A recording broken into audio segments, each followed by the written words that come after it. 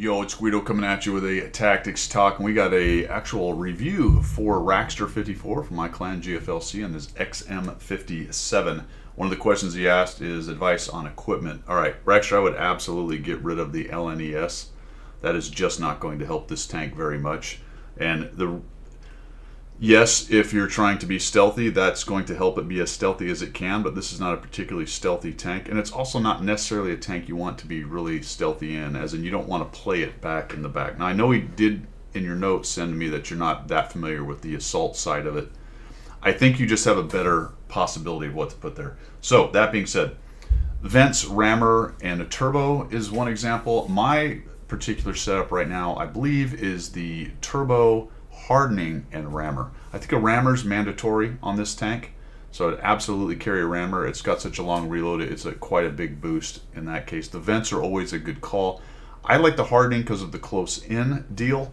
I think I was running an IA on it for a while, but that's a gun handling thing, and based on trying to be close for your shots, I wouldn't worry about needing the IA, so I dumped that. I took the hardening. Hardening is going to help you in the closer situations, although some other people will use the IA because that's such a bad dispersion. You get a 0.2 dispersion boost right off the bat, which is nice. 0.02, I think, whatever it is. All right. That being said, let's take a look at it. We're in a Tier 7 and Tier 8 battle. We are in the South Spawn on an assault on Erlenberg. I have not played an assault on Erlenberg in a very long time. Let's see how Rackster does it.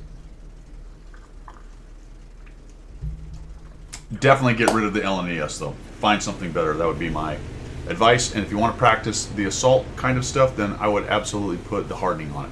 Give that a shot. See how it goes. And you need a rammer. So I guess you've got to get rid of another one of your pieces of equipment there. Rammer, hardening, turbo. I might even have a turbo. As far as experimental equipment, I saw you had one of the aiming things on there. That's fine. I think if you wanted a little bit of aiming or gun handling help, then you could chuck the experimental turbo thing on it, which helps a little bit, I think, with your moving dispersion. Something to think about. So we're going to come up the west side of the city. Okay. Again, I haven't done an assault on Erlenberg in a long time. This is, yes, Erlenberg in quite a long time. This is actually a viable push, I think, on the left side here on assault. It's not that viable on the regular because you're going to get guys up on this hill right here around the castle. This map right now has a super test new version of it that is extremely different. Think of the remodel of the maps, such as we just got on Airfield and the other one that they've changed. It'll come to me. I can't think of it right now. Ensk. Very different maps. Ensk maybe not as different, just a lot more field, but I think if they do the remodel on this thing, the rework, it's going to be extremely different. So I would absolutely push forward with this. Let's just take a quick look at what we might be facing. A Type 63 or 122 TM could certainly be in the city. The 122 TM's got a good turret. I would not expect the Progetto or the LAS to be in the city. Maybe the 34-3 because of the turret. Maybe the 103. T29 maybe. And the other heavies, and that's about it. So 5 or 6 tanks, and you can see that the Kuro is in town. So I think you could probably start pushing forward right now and start getting busy with this thing. Bad idea for the Type 63. The chopper takes the hit for you, and now you've found all the bad guys. I think that position was fine. You do have to reload, so good on you. M10's taking some hits, and I would have been in position to poke out and get my shots at the reload. Be very careful right here what you're doing. Let's go ahead and pause it because you're coming around really sideways. You don't need to be that sideways. So shift your hole a little more so you've got a better angle. Don't let them shoot you in the side of the tank like that. It's nice that you've got that much azimuth on your gun, but you're really over angled with your hole, so somebody's going to get that nice juicy shot into the side of your tank if they poke out. Also, that thing, there you go. That little, it's hard because it's up there. It'd be nice if you get rid of it, but it's sort of limiting your view by having it right there. All right, we're really sideways here. So assault TD, I think based on what you have going on, you've got the M10's kind of pushing up there and getting them to think about him at least. You know you've got the Tiger II, T-29 type. None of those are that scary. I think you push in there and you lead these guys, because along this road there's some rubble piles that you'll be able to go hold down with and protect that lower plate. So I think you get up there a little more aggressively. There you go. Let him have it. Nice. There you go. And push. All right. This is such a standard thing for people to do. Shoot, and I'm backing up. I need to shoot and back up. There's zero reason to back up right here. Just take a look at what's going on. You've got several guys ahead of you. You're not, even if you went forward, there's no one up there enemy-wise that's going to hit you. Shoot and push forward, and you'll be reloading while you move, and you get your tank up there and help these guys. Because right now your guys are taking hits, and the big bad is kind of hanging out in the back.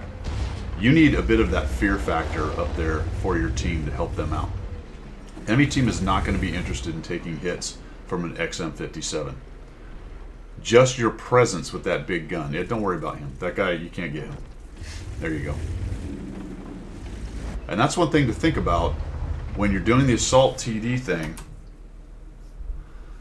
Don't get distracted by all of the sniperino shots. If there's nothing else going on, fine. Investigate. See if you can get a shot on the links or whatever else might be there. But look at your team as absolutely swarming them. You have 3 tanks ahead of you, 200, 300 meters. You should be up there with the 110, the chopper, pushing this advantage.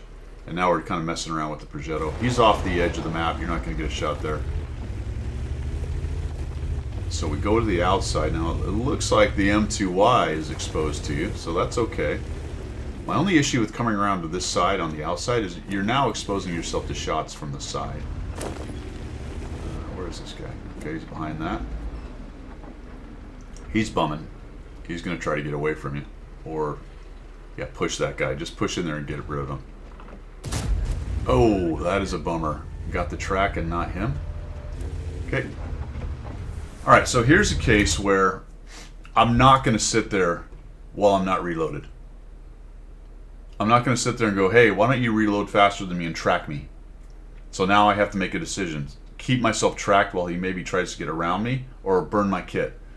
Pull back behind the building. Don't let him shoot you again. There's no reason. Yeah, you probably figure your armor is really good right here, and it probably is, but if he hits 2, and you've got a pretty large lower plate down here, why allow him to even track you? Just pull around the corner, get your reload on, and then come around the corner when you're ready. He's not the brightest. He should have shot you already. Oh, don't auto aim. That's the upper. Okay, you got away with it, but you just shot into his upper armor. The good news is he gave you a bit of an angle right there. Okay, he wants. Oh, there he goes. All right. Well, he's not very bright. He should have tried to circle you a while ago. Oof. Okay. Auto aim worked. All right. So let's just pause for a second, take stock of the situation. Team's in really good shape. What are we missing in terms of enemy tanks? We do not know where the 103, the Su-100 M1, the T-25, or the Sturb are. So really, all 4 of the TDs are unspotted. My guess is they're all up in the northeast. You might have one up in the northwest. You do know that you've got a light tank who's being pressed, and you've got plenty of help out here. And then you've got a 122 TM. So I push immediately forward here and try to go help take out that 122 TM, and if I can preserve my Tiger II from dying, that's even better. So just keep pushing. You don't have a reload. There you go. Tiger II is trying to not get killed by this guy. Based on you not being spotted and not taking hits, we can pretty much assume that all of the enemy team is up in the one corner of the map. And as I said earlier, if you'd have pushed in there with those guys, I think you preserve a lot of your tanks in here being alive.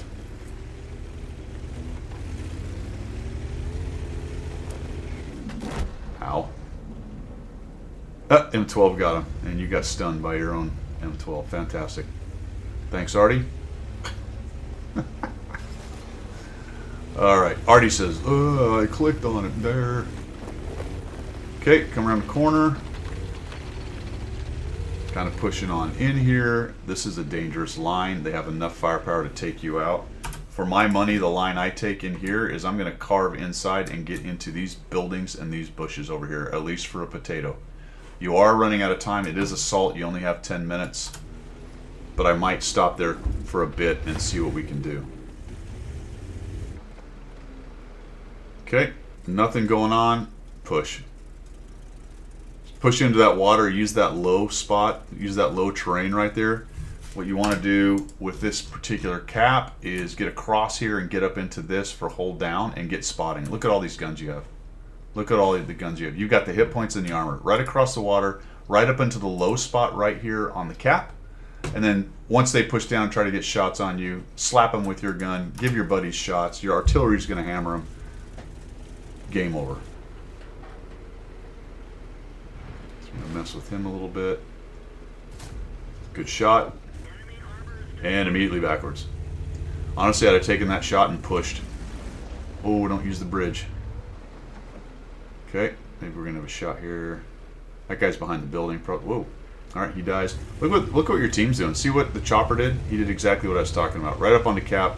Now he's getting the spotting. The other beauty about you pushing up forward, using your armor, using your hit points, is you are now going to get assist off these guys. All right, we take the road. That's the faster way. It's also the more exposed way, but you get up there. Oh, this is some nice hit points here. Boink. Push. There you go. All right, T-103. He's a big problem. He's behind the terrain right there. Push around. There you go. Push around to the left. Go try to preserve your chopper if you can. Yeah, you got to push him right there. Yeah, there we go. Oh, don't run into your own guy. Oh, hasty shot. All right, let's talk about using terrain. We know that bump is right there. You would probably help yourself a little bit by zooming out there, Rackster, to kind of take stock of what the heck's going on. Oh, I got this terrain. So you could have come around the left of the chopper and started thumping this T-103.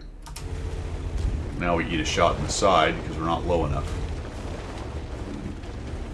We got a Sturb trying to shoot us too. All right, come around. Another hit. That hurt. And boom. Nice. Okay, taking a look. Kind of the same comment there, Rackster. I'm not really tracking. You know, a lot of times you're taking a shot and then you're backing out of the fight when you should be pushing. In this case, you're pushing up and you're still on a reload. Take that shot, back around that corner for Potato, get some of your reload going on, and then push. Unless what you're thinking is, I want to get spots. But look how many guys they killed. They really roughed up your team right here. Yep, and there's a Sturb up there. And this is another huge reason why I don't want to be sitting here in the open, is the Sturb has all kinds of pen, relatively fast reload. He will eat you up pretty quickly, and we don't know where he is. So I'm going to fall back. Good news is I'm on the cap, right?